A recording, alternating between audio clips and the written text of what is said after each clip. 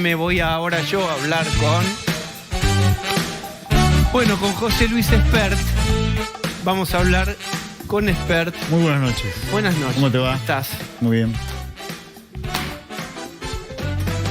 Estaba muy enojado Cabandier, ministro de Medio Ambiente, con Milei, con vos también, porque ustedes habían planteado que esto había sido un hecho policial y no un magnicidio, no usaron esa terminología.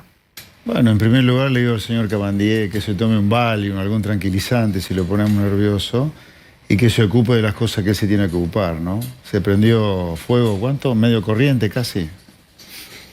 Así que se ocupe de lo que se tiene que ocupar, porque él es un inútil en ocupar el cargo.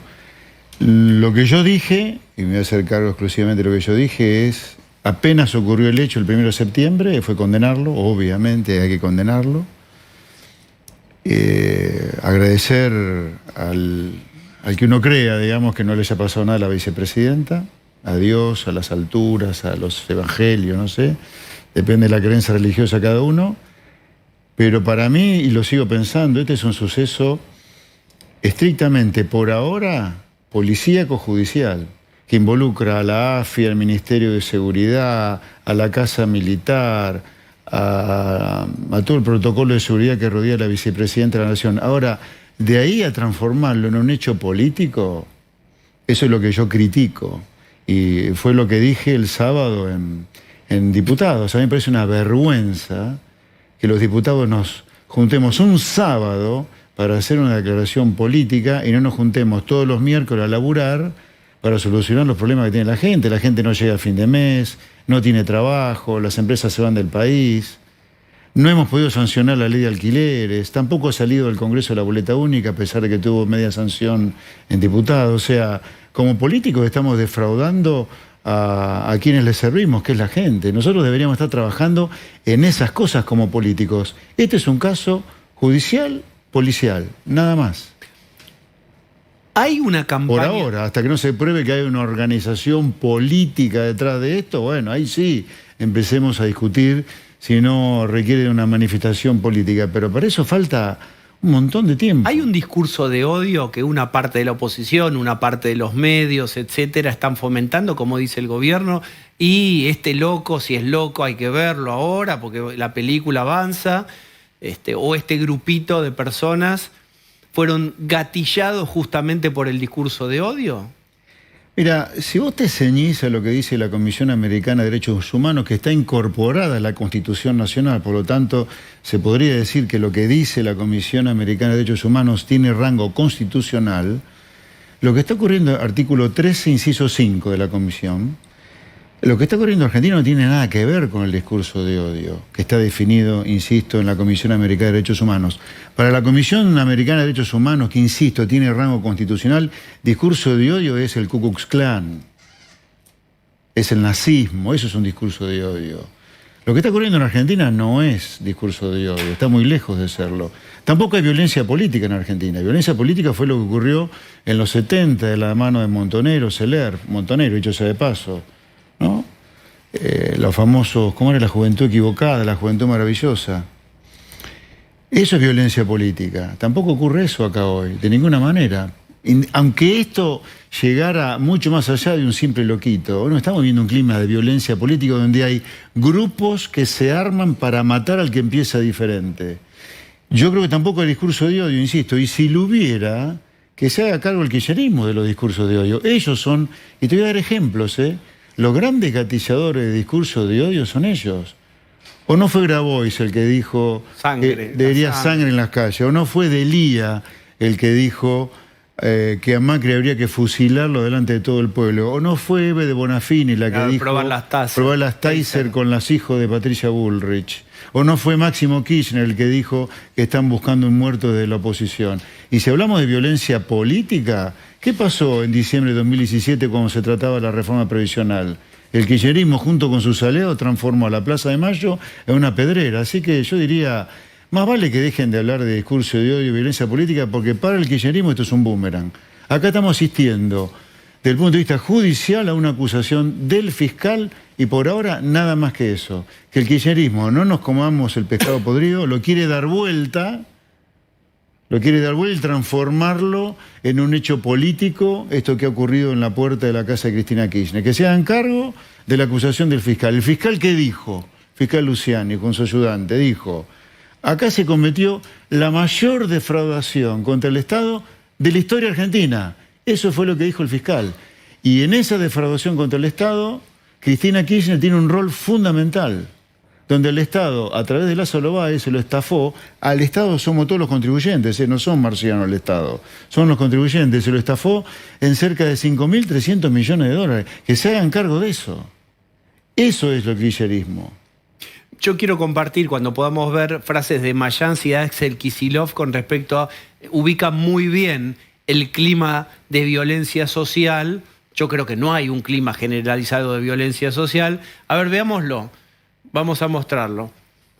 No dije en ningún momento que se anule la causa. Este es José Mayans, la causa vialidad. En ese juicio se hizo un show. Estuvo el germen que generó la violencia extrema. Es decir, Luciani, según Mayans, con un show, generó la violencia extrema. Ahí está. Primero, no hay violencia extrema. ¿De qué estamos hablando acá? Bueno, él se refiere al atentado, me parece. Está bien, pero me parece que deberíamos... A ver, el kirchnerismo es el primero que, repito, que deje de hablar de violencia política, que deje de hablar de discurso de odio, porque los primeros responsables de esos dos hechos, si es que lo hubieran, yo creo que no lo hay, son ellos. Violencia extrema, por favor. Y Mayans dijo lo que dijo. Yo he escuchado varias veces el audio, varias veces dijo que acá ustedes quieren paz social, basta con el juicio de vialidad por la cantidad de nulidades que tiene. Mentira. ¿Qué nulidades? En un momento se hacía foco en estas personas que en algunas marchas pusieron orcas o pusieron también como muñecos colgados contra las rejas de Casa Rosada, etcétera, como colocando o como que eso fue una representación cabal de lo que piensa la oposición. ¿Qué pensás vos sobre esas manifestaciones? No, yo las rechazo totalmente. Nunca me plegué a nada de eso. Me plegué a manifestaciones donde estaba en juego la libertad para poder trabajar, mientras había fiestas en Olivos. Pero no, todas esas cosas ya, el jugar con la vida, eso a mí me parecen cosas de mal gusto. Realmente nunca apoyé eso, nunca participé de eso. Por ahora no se presentó ningún proyecto de ley en el Congreso para regular el discurso o señalar discursos de odio. Sí. Pero no se descarta que se presente alguno. De hecho, van como armando un clima de que existe, están como ellos, el kirchnerismo, armando un sentido común de que sí existe un discurso de odio, y efectivamente, y que entonces necesita ser regulado. Sí. ¿Qué te parece que pasaría en el Congreso si ingresara un proyecto de estas características? Bueno, no te puedo decir yo qué pasaría en el Congreso cuando yo pertenezco a un bloque minoritario. Yo lo voy a rechazar absolutamente porque, de nuevo, así como no me como el caramelito que acá estamos frente a violencia política y discurso de odio, sino que estamos solo ante la acusación de un fiscal de que la señora Cristina es chorra, no me voy a comer el caramelito de que acá hay que legislar sobre el discurso del odio cuando el discurso del odio no existe y el antecedente es lo que pasó en Venezuela, de ninguna manera. Yo voy a rechazarlo de plano a eso, de plano. Libertad de expresión absoluta. Te llevo al plano de la economía. Sí. ¿Qué te parece la propuesta de este dólar soja de 200 por septiembre, etcétera? A ver, yo creo que está mal. Ahora, entre paréntesis, los bodegueros ya están pidiendo un dólar Malbec. Bueno, hace un ratito es eso. Los bodegueros dicen, ¿y nosotros? Claro, y los productores de trigo, y los productores de maíz, y los mineros. ¿Me entendés? Todo el mundo se te va a plegar detrás de esto. Cuando vos te quedás sin reserva, que es lo que le pasó a este gobierno, no te diría el manual liberal, la lógica, el sentido común, la ley de gravedad es que vos digas, ok, me quedé sin reserva, me quedé sin el ancho de espada para fijar el valor del dólar. En lugar de hacer este mamarracho que ha hecho Massa, lo que deberías haber hecho es dejarlo libre, eliminar el cepo, y la manera de que el dólar no se te vaya para cualquier lado como un barrilete sin cola es, dado que no tenés reserva, reemplazar ese ancla que son las reservas por otra ancla, que yo creo que debería haber sido el gasto público. Fijarlo nominalmente en pesos. Acá no se puede gastar más de lo que gastamos hoy hacia adelante. De esa manera el déficit fiscal te iba a bajar, financiar con emisión monetaria el déficit residual, te iba a hacer una inflación de más del 100%, pero te iba a bajar con el tiempo cuando fueras eliminando el déficit fiscal. Esa es la recomendación de manual, te diría. El ancla era fijar y el gasto ponerle público un tope nominal al en gasto pesos. público. Basta. Hay una sociedad que no da más de pagar impuestos, hay empresas que se están fundiendo, hay comercios que están cerrando, la gente no da más de este tamaño del Estado, no da más de bajar impuestos. Hagamos un esfuerzo alguna vez desde lo que manejamos el gasto público, desde la política. Yo incluso dije, bueno, empecemos por casa, empecemos los diputados por congelarnos las dietas o bajarnos las dietas y que de la mano de ese congelamiento de dietas siga todo el sector público. Y ahí levanta... Alguna vez la política tiene que pensar en el contribuyente, la gente de laburo que aporta impuestos. Pero suponete que hacen eso, no van a hacerlo, pero suponete que hacen ya está, ya decidieron. ¿Cuánto vale ese dólar? Vos usás ese ancla que vos planteás. Cerca de 300, el dólar libre que tenías en estos días. ¿Y eso no te produce una disparada aún más fuerte de la inflación? Sí, claro, en el corto plazo vas a tener más inflación, pero te evita lo que puede correr el riesgo acá, que esta bomba te explote y el dólar en lugar de tener en 300 le tenga mucho más arriba. Esa era la idea, evitar, siempre cuando yo hago una propuesta es para evitar un mal mayor si es que se hizo todo mal previamente. Acá lo que estamos asistiendo es en hacer propuestas que minimicen los daños. Y yo creo que es mucho más dañino andar con esto de 400 tipos de cambios dependiendo de cada sector, que es lo que se te viene ahora, que seguir lo que te diría el manual de procedimiento, el vademecum lógico, digamos. Porque ahora, yo digo, ¿quién va a sembrar trigo acá? Claro, si vos tenés el dólar, te lo van a pedir. ¿Quién va a sembrar maíz? ¿Cómo va a ser un tipo que tiene feedlot y cerdos si nos quedamos con poco maíz? ¿Me entendés? Es para lío esto. ¿Qué sería eso que podría pasar que haría que el dólar valga más de 300? Vos decís, yo hago reducción de daños. Con este ancla, el dólar vale 300. Si pasa, ¿qué cosa vale más de 300? ¿Qué debería ocurrir en la economía? Porque ya 300 te dispararía la inflación. Massa está en el gobierno para alargar la mecha de una bomba que se viene armando hace décadas, te diría, de déficit fiscal, un tamaño del Estado impagable, el resultado cuasi fiscal del Banco Central, la deuda del Banco Central, la inflación, las tarifas subsidiadas, los retrasos en el resto de los precios que hay, viste, hay un montón de precios regulados. Es que eso te explote. Digamos, ¿viste la olla a presión? Cuando vos le metés demasiada presión, un día te explota. Ese es mi miedo. Eso es lo que puede llegar a pasar. Hay que celebrar, aunque sea moderadamente, que el dólar informal haya bajado un poquito ahora, que los otros dólares se hayan tranquilizado, a ver, que algo de la liquidación, digo... Sí, no seré feliz, pero tengo marido. No seré feliz, mirá, pero el dólar se quedó quieto.